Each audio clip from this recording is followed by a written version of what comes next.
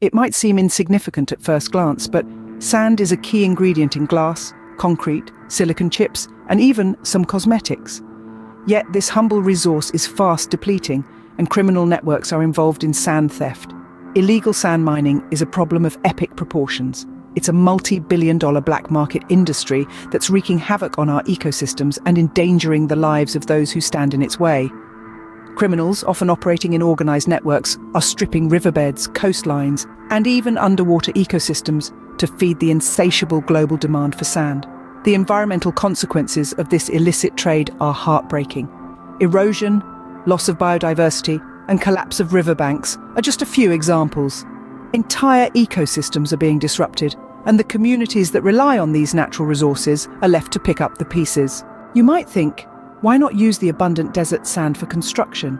It's a common misconception, but not all sand is suitable for construction. Desert sand, with its wind-polished grains, is too round and smooth.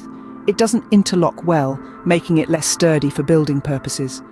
The best sand for construction is river sand. Its rough edges and angular shape allow it to bind together, providing the strength that our towering skyscrapers and sprawling highways need.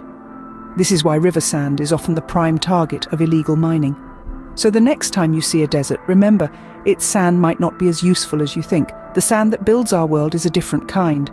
A kind that's becoming increasingly scarce due to the nefarious activities of the sand mafia. Now you might wonder, how does this happen?